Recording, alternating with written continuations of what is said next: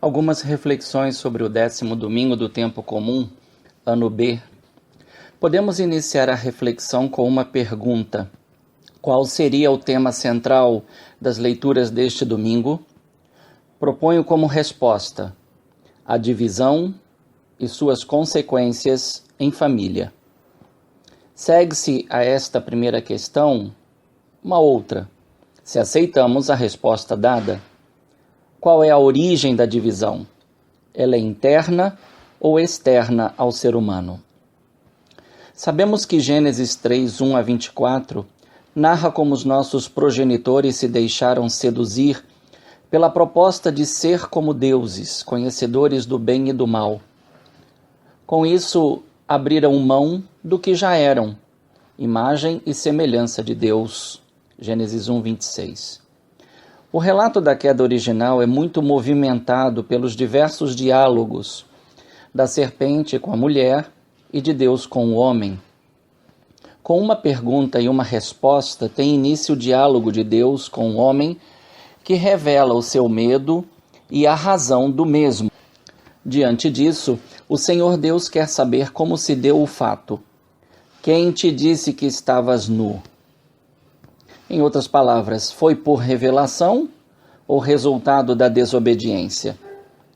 Nota-se que não há confissão de culpa, mas acusação do homem em relação à mulher e desta em relação à serpente.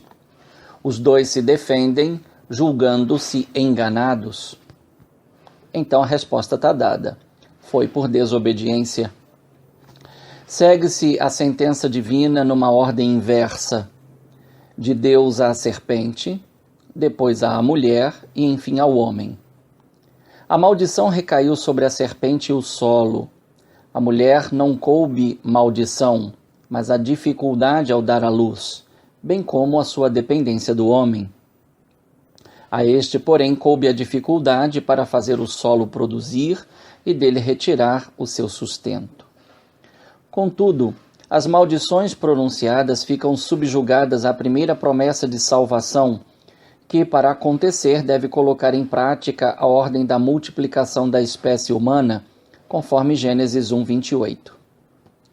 Gênesis 3,15 é um anúncio de salvação que foi feito exatamente após o pecado, e que denota que a última palavra sobre a história não tem o ser humano ou o inimigo, mas Deus Criador e provedor da restauração do bem sobre o mal, pela inimizade que precisa existir entre eles.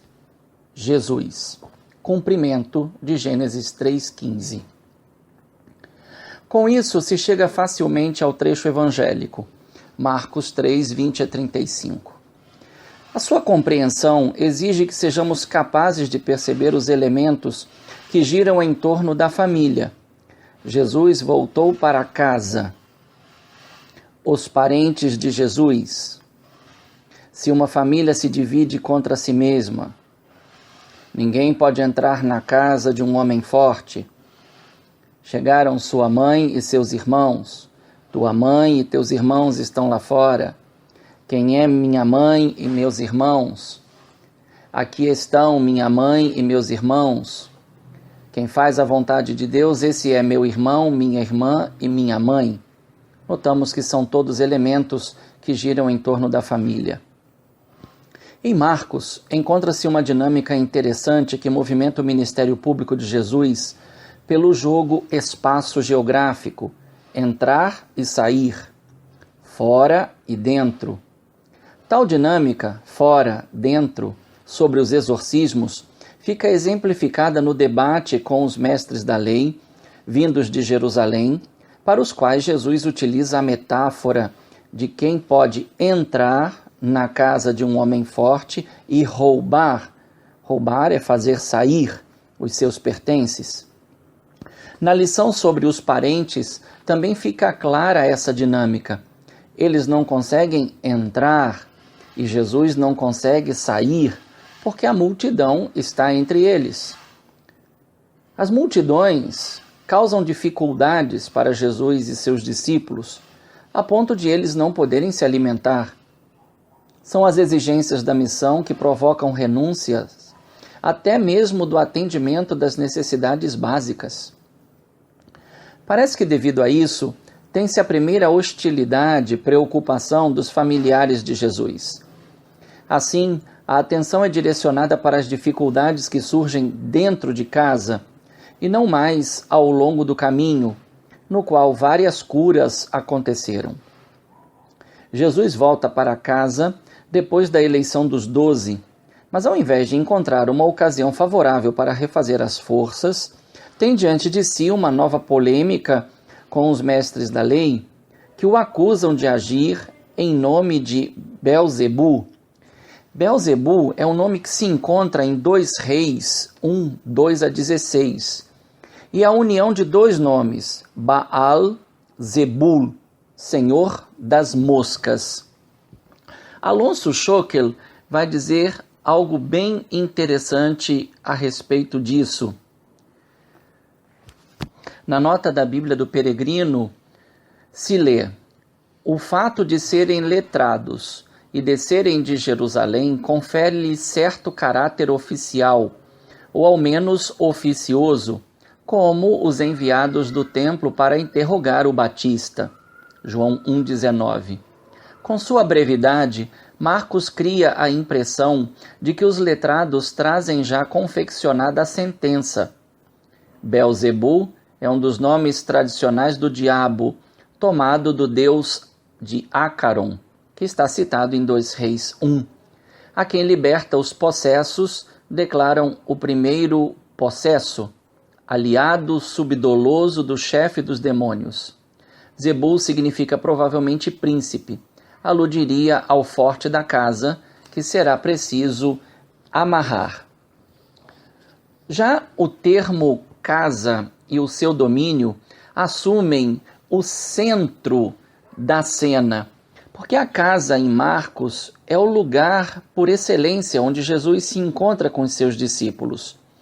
É uma prefiguração da igreja enquanto espaço que se reúne, onde se reúne a comunidade cristã.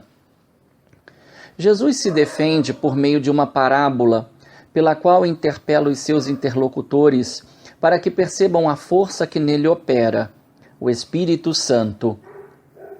De forma metafórica, Jesus realiza um novo ensinamento, que é concluído sobre o que pode ou não ser perdoado. O que for feito ou dito contra Jesus será passível de perdão, porque é ele quem morrerá na cruz por nossos pecados.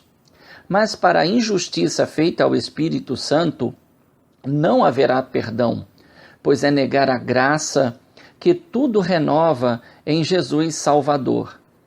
Ainda usando Alonso Schockel, ele diz: atribuir a Satanás o que é ação de Deus é blasfemar contra o Espírito de Deus. Ora, quem se obstina diante dos sinais evidentes, fecha-se à ação de Deus, também ao perdão, pelo qual venceria Satanás. Quem recusa o perdão não pode recebê-lo. Então, compreende-se bem Marcos 3, 20-35, se nós o comparamos com a cena anterior, Marcos 3, 7-19, onde nós podemos perceber não as contradições, mas as relações contrárias. Por exemplo, uma casa em Cafarnaum, ao invés do Mar da Galileia. Os escribas vindo de Jerusalém para questionar Jesus, no lugar do povo que vem de toda parte para escutá-lo. Os escribas que dizem que é Belzebu, mas Jesus é o Salvador que liberta dos possessos, os possessos.